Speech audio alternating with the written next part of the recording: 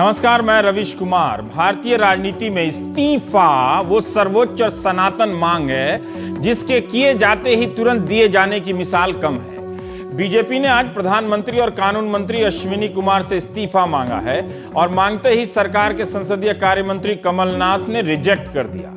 UPA की अध्यक्षा सोनिया गांधी ने कहा है कि जो मांग रहे हैं उन्हें मांगने दीजिए।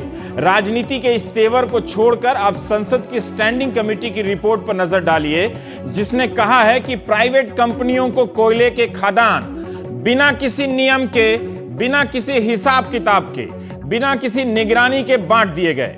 ये सभी खदान गैर कानूनी हैं। चंद लोगों के निजी फायदे के लिए प्राकृतिक खजाने को बांटने में सत्ता का जमकर दुरुपयोग हुआ। केंद्र और राज्य सरकारों को राजस्व का भारी नुकसान हुआ।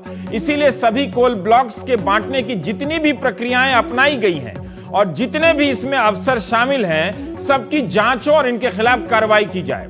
किसी भी खदान का मूल्यांकन नहीं किया गया कि इसमें कितना कोयला है, कितने का संसाधन है, और निजी हाथों को सौंप दिया गया। 1993 से 2010 तक की ये पूरी रिपोर्ट है। नरसिम्हा राव, देवेगौड़ा, आई.के. गुजराल, अटल बिहारी वाजपेयी का 3 कार्यकाल, छोटा से लेके बड़ा, और मनमोहन सिंह का 2 कार्यकाल। पिछले ही साल साबित हो गया था कि यह घोटाला सर्वदलीय है। ईसा पूर्व BC या ईस्वी सन वाला झगड़ा है ये। 17 सितंबर 2012 को CAG ने अपनी रिपोर्ट में यही कहा था कि 1,86,000 करोड़ का फायदा प्राइवेट कंपनियों को कराया गया। सरकार ने CAG के कैलकुलेटर पर ही सवाल उठा दिया। स्टैंडिंग कमेटी के अनुसार सरकार की सबसे बड़ी दलील भी ध्वस्त हो जाती है कि लोगों को सस्ती बिजली देने के लिए कोयला खदान दिए गए। प्राइवेट कंपनियों को आवंटन पत्र में उपभोक्ताओं को सस्ती बिजली देने जैसी कोई शर्त नहीं थी। पिछले साल सितंबर में जब कोयला खदान पर हंगामा हुआ था, तब प्रधानमंत्री ने संसद में एक बयान दिया था, मैं पढ़ रहा हूं, कि मैं अपने मंत्रालय के सभी फैसलों की पूरी जिम्मेदारी लेता हूं और मैं कहना चाहता हूं कि अनियमितता के कोई भी आरोप निराधार हैं और उनका तथ्यों से कोई लेना देना नहीं है। 1993 से कोल ब्लॉक्स का आवंटन अंतर मंत्रालयी समूह इंटर मिनिस्ट्रियल ग्रुप की स्क्रीनिंग कमेटी के सुझावों के बाद ही होता रहा है, जिसमें राज्य सरकार के भी प्रतिनिधि होते हैं। अब तो CAG, CBI स्टैंडिंग कमेटी की रिपोर्ट आपके सामने है। इस बार विवाद में एक नया एंगल जुड़ गया है। आप जानते हैं कि पिछले साल CAG की रिपोर्ट के बाद CBI की जांच शुरू हुई थी। CPM, BJP और BJT सरकारों की चिट्ठियां भी सामने आई, जिसमें कंपनियों को कोल ब्लॉक्स आवंटन के जरिए दिए जाने की सिफारिश की गई थी। और इस बार नया एंगल तब आया जब 14 अप्रैल को इंडियन एक्सप्रेस की ऋतु सरीन और मनीष छिब्बर की रिपोर्ट छपी, जिसने हंगामा मचा दिया है। खबर यह थी कि CBI ने 8 मार्च को जो स्टेटस रिपोर्ट दी है सुप्रीम कोर्ट में, उसे कानून मंत्री अश्विनी कुमार ने न सिर्फ देखा था बल्कि बदलवाने का प्रयास भी किया था। इस रिपोर्ट में CBI ने कंपनियों के आवंटन में गड़बड़ी की बात मानी है, जिससे प्रधानमंत्री ने इनकार किया था। रिपोर्ट को बदलवाने की खबर ने सरकार को सन्न कर दिया। कानून मंत्री और सरकार तब से चुप हैं इस पूरे मसले पर। सरकार ने सूत्रों के हवाले से यह कहकर मामले को ठंडा करने का प्रयास किया कि कानून मंत्री ने अंग्रेजी में सुधार की बात कही थी। रविशंकर प्रसाद ने सवाल किया है कि CBI को कब से अंग्रेजी के अध्यापक की जरूरत पड़ गई है। सीधा सीधा सरकार रिपोर्ट अपने हक में बदलवा रही थी, उनका कहना है। अब NDTV 24/7 की बरखा दत्त, सुनेत्रा चौधरी और सुनील प्रभु की खबर है कि कानून मंत्री के लिए अच्छी बात नहीं है आने वाले दिनों में। बरखा और सुनेत्रा को सूत्रों ने बताया है कि शुक्रवार को CBI जब हलफनामा देगी तो उसमें बताने जा रही है कि अश्विनी कुमार ने असल में क्या क्या बदलने को कहा था। इसकी पूरी लिस्ट होगी और इनकी खबर के मुताबिक CBI का यह हलफनामा अश्विनी कुमार के लिए मुश्किलें बढ़ा देगा। उनका जाना तय हो जाएगा। CBI जरूर कहेगी कि उसने कानून मंत्री के सुझावों को स्वीकार नहीं किया और रिपोर्ट स्वतंत्र तरीके से तैयार किया गया। मगर बात यहीं तक नहीं रुकती है। अश्विनी कुमार ने इन सुझावों को प्रधानमंत्री कार्यालय के अधिकारी को एक ईमेल किया था, जिसका PMO ने कोई जवाब नहीं दिया। अरुण जेटली ने उसी बरखा दत्त से कहा है कि सरकार, कानून मंत्री और PMO के बीच जो भी ईमेल हुआ है उसे सार्वजनिक कर दिया जाए।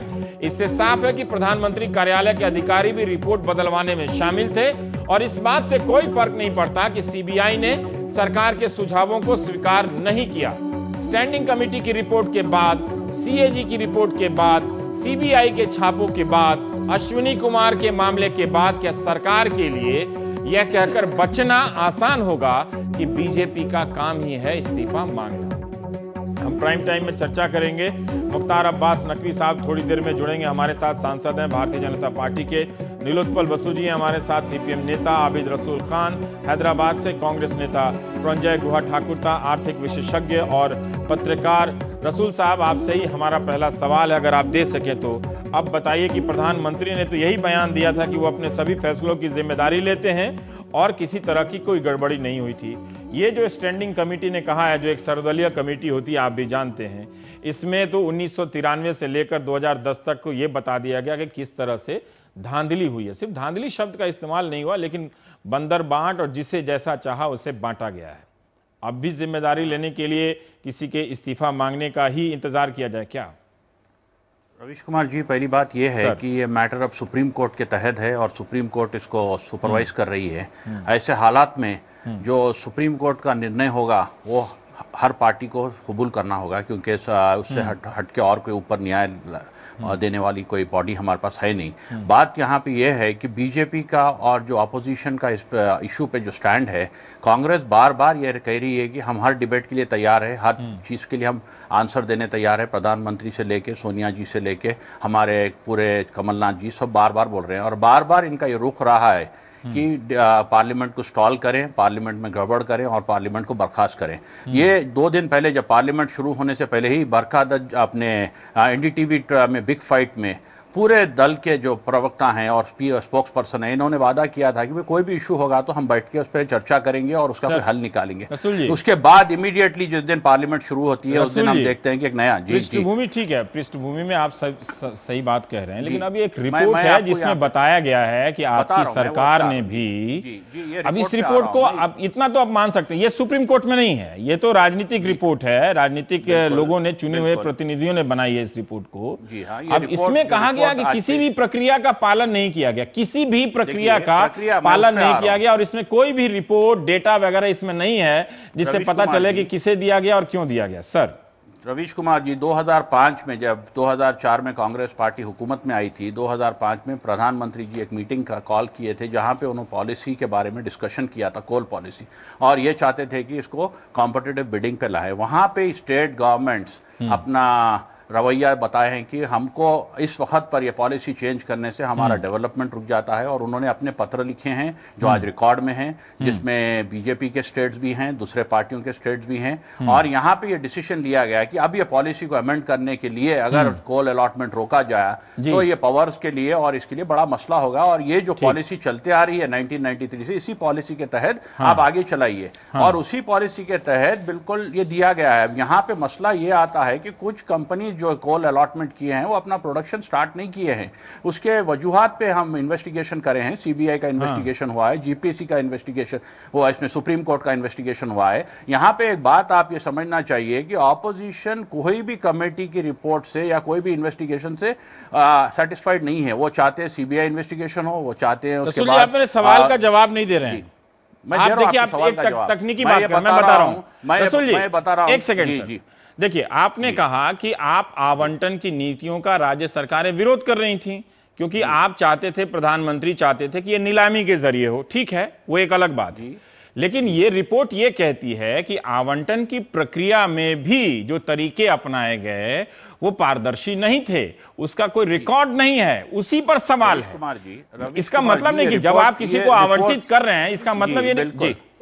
ये रिपोर्ट कल ही पेश की गई है, ये रिपोर्ट को स्टडी किया जा रहा है, और मैं आपको बताना चाहता हूं कि prime minister ji floor of the house पे कहे हैं, और आज भी बार बार हमारे मिनिस्टर कमलनाथ जी कहे हैं कि हम कोई भी इल्जाम से भागने वाले नहीं है, हम उस पर बात करेंगे। और जो कब बात करेंगे? अभी रिपोर्ट में तो कहा गया, अभी जब रिपोर्ट के जवाब में चर्चा ही नहीं हो रहा ना रवि जी, रिपोर्ट पे चर्चा करने का मौका ही नहीं दिया जा रहा है, पार्लियामेंट को स्टॉल कर दिया जा रहा है।